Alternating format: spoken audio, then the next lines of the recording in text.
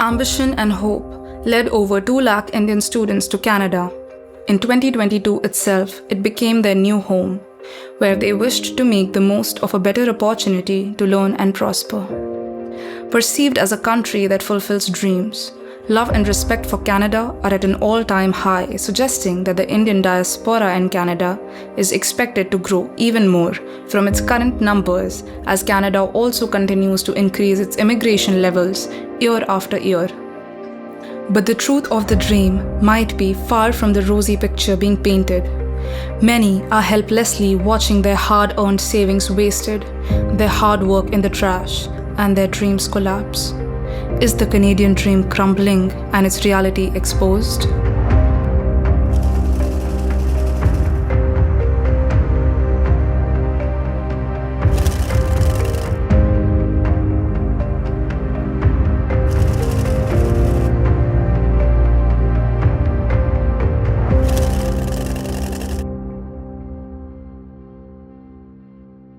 For a long time, Indians have viewed Western countries as the ideal destination for their higher education and employment, and Canada has secured a prominent position among such nations experiencing a significant influx of Indian immigrants. Since 2013, the number of Indian immigrants to Canada has tripled, leading to playful remarks about Canada being an extension of India, and sometimes famously referred to as the mini Punjab. A promise of a better life guarantees a promising career, a hefty salary, and a luxurious lifestyle.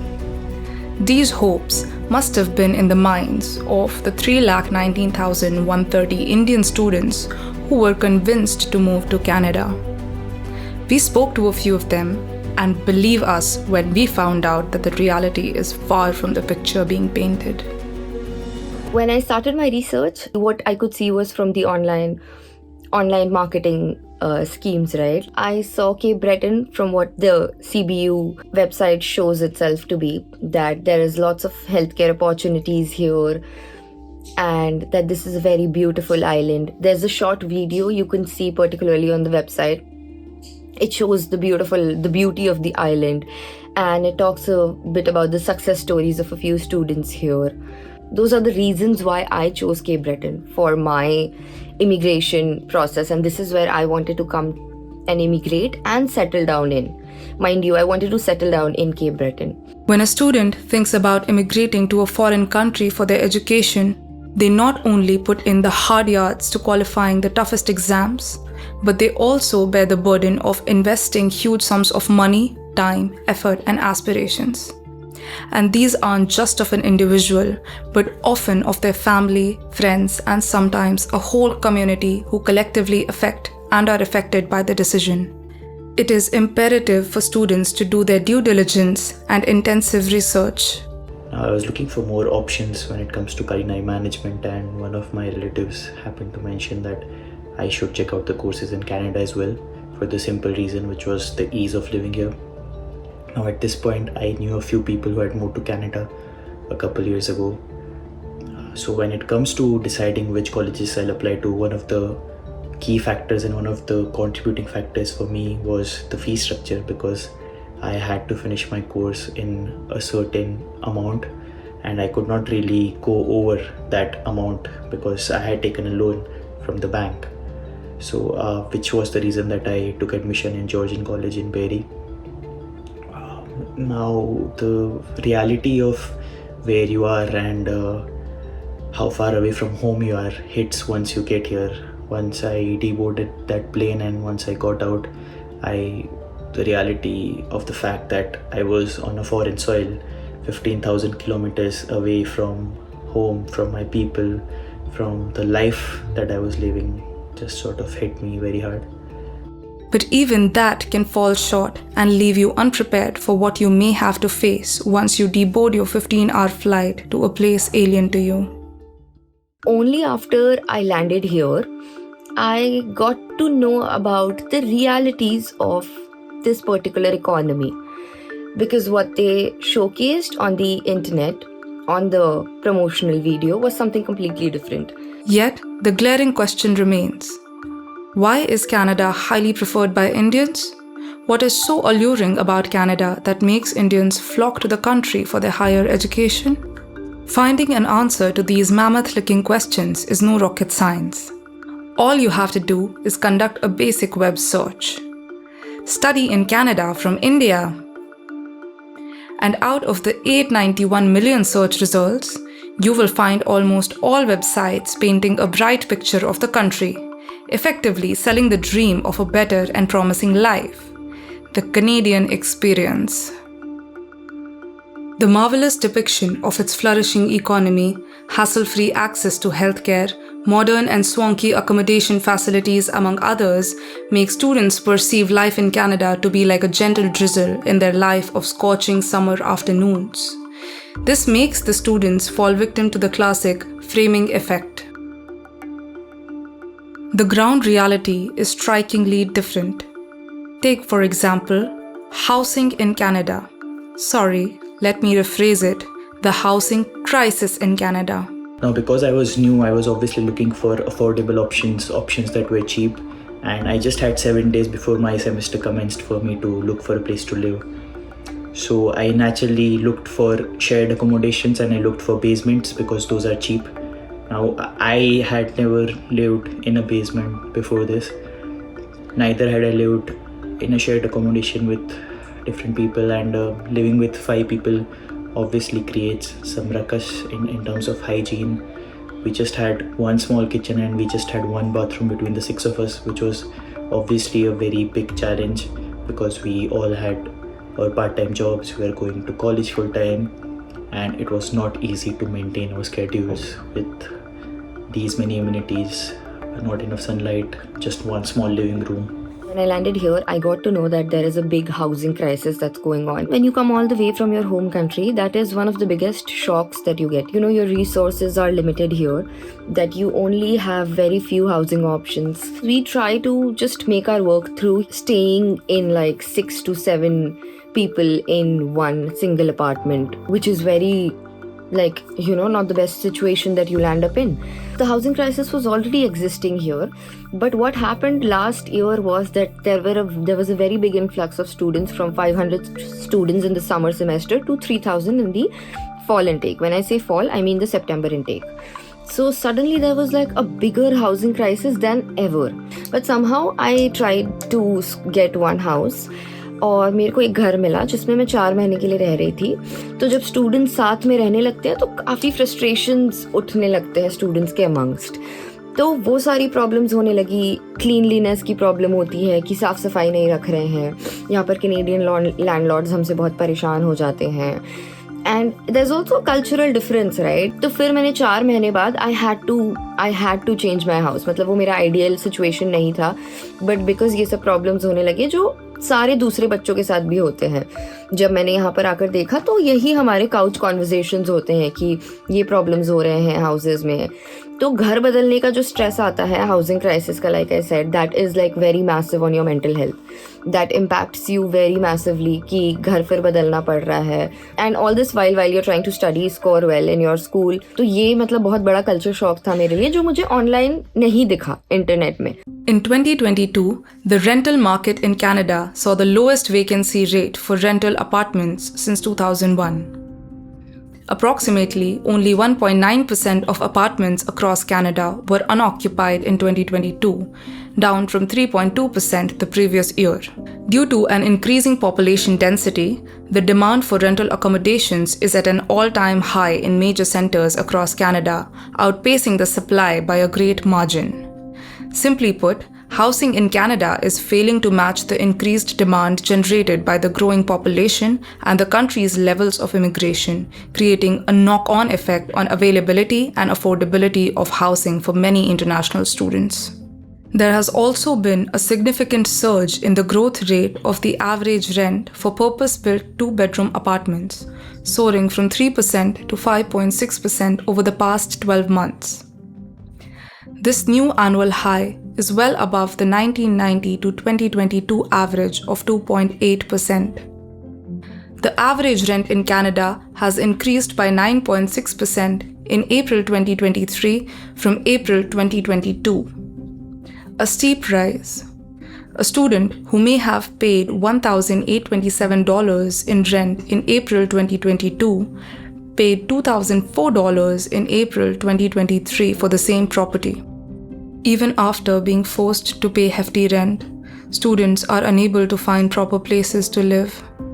As a result, the students turn to co-renting rooms and apartments that are usually poorly lit or ventilated, stuffing them with more people that they can accommodate. These result in deteriorated living standards and many subsequent mental health issues.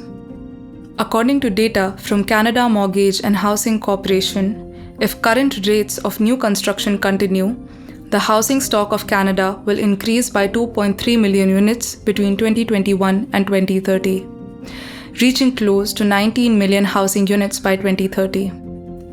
To restore affordability, the country will need an additional 3.5 million units. It means that the housing stock would need to climb over to 22 million housing units by 2030 to achieve affordability for people living in Canada. The challenges of the housing sector in Canada are obvious. Instead, aspiring youngsters are made to see an untrue picture of Canada's exquisite housing on the internet through vibrant and colorful imagery. There is another devil hiding in plain sight that holds a significant influence on the opportunities and aspirations of a foreign individual trying to make it in Canada. It has a telling say not only on housing and its crisis, but also on healthcare and its accessibility to such students. Did you know that one may have to wait for a considerably long time to get an appointment with a doctor? Canada sells its healthcare very, very widely, online and everywhere. Like care बहुत अच्छा है यहाँ पर, and healthcare facilities बहुत अच्छे हैं. More than anything, free healthcare है, is what their selling point here is in Canada. Let me just give you a few examples of when it comes to the healthcare here in Canada and the healthcare in India.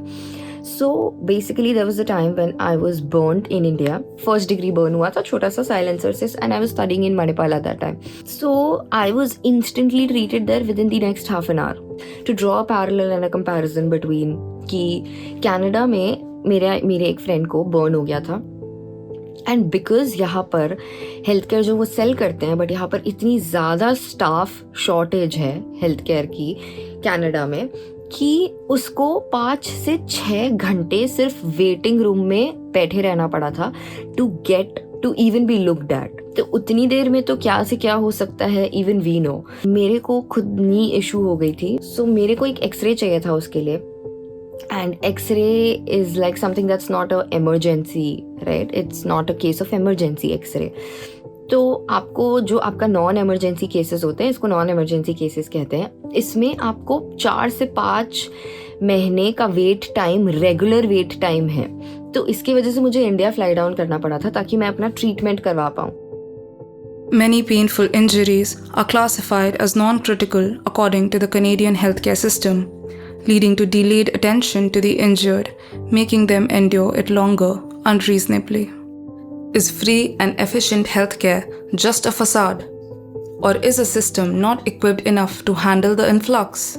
This can be a very anxious, stressful, and mentally draining experience for young adults who's miles away alone from home. Nothing short of an ordeal. Indian students arriving in Canada also have to tackle drastically different climates and environments offered by Canada. These changes can affect both their physical and mental well-being. Canada has very cold winters and short, cool summers. In general, most of Canada is covered in snow during the winter months, and on average, 65% of Canadian land area remains snow-covered for more than half a year.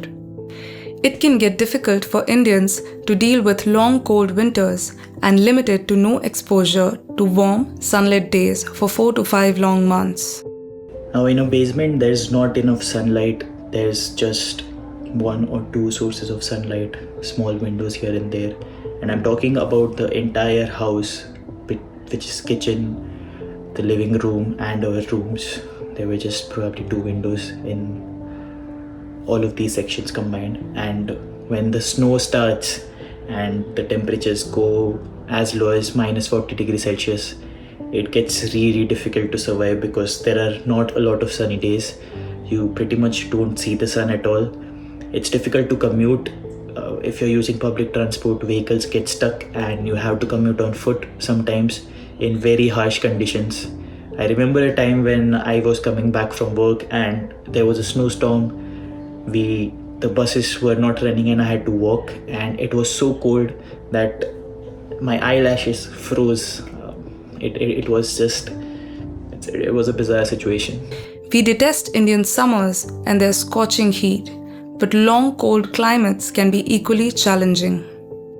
Now during winters, you are just locked in your room with nothing to do, nowhere to go, not enough sunlight, and this creates something called seasonal depression, which is a condition often overlooked, and I got to know about this once I landed here.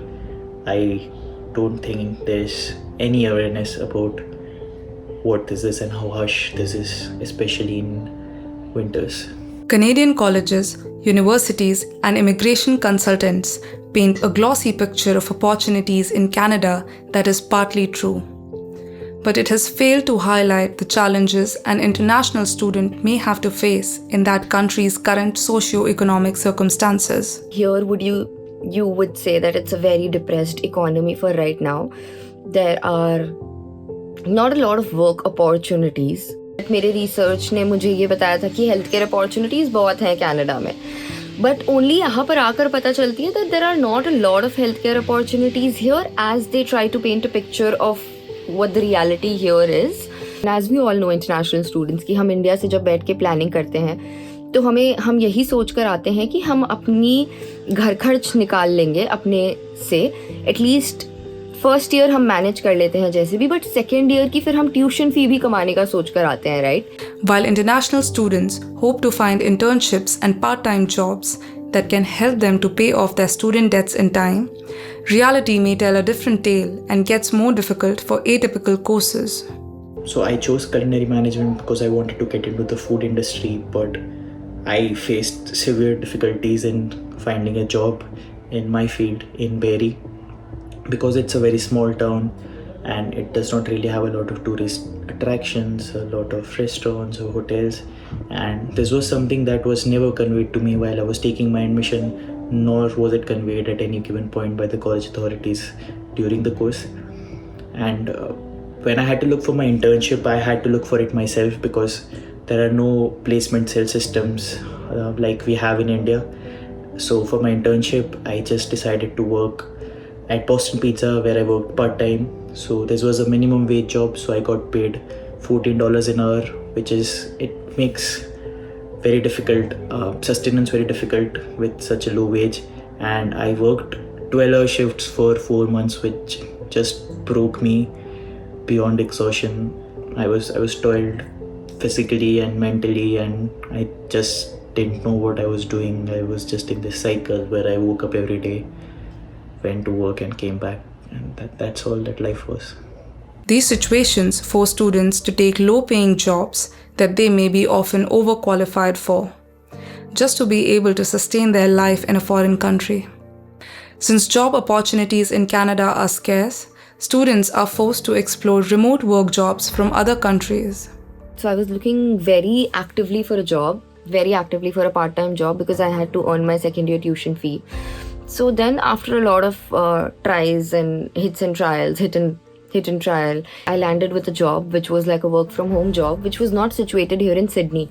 Because Sydney, Nova Scotia में तो मुझे job मिली ही नहीं by hook or by crook after all the efforts that I put in. So that was a call center job that I landed with once I got here, which was paying my bills, which was just doing the job of paying my bills. Matlab, there were not a lot of skills or not a lot of skills that I could learn from that job. Did you know that the average fee an international student pays while pursuing a postgraduate course in Canada is around $17,000? My fees were around $8,000 to $9,000 per semester, which is around $1,500 to $2,000 if you're a domestic student. So the gap between fees of an international student and a domestic student is wide, it's huge, and it's highly unfair. This is also significantly higher than what a Canadian student pays.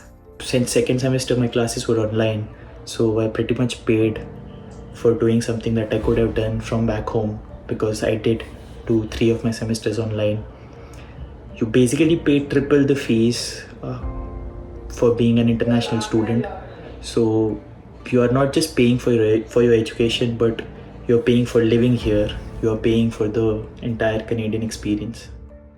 Based on the data, Indian students contribute a whopping $8 billion in estimation to Canada's economy through tuition fees alone, and yet receive minimal support from these institutions to navigate these challenges.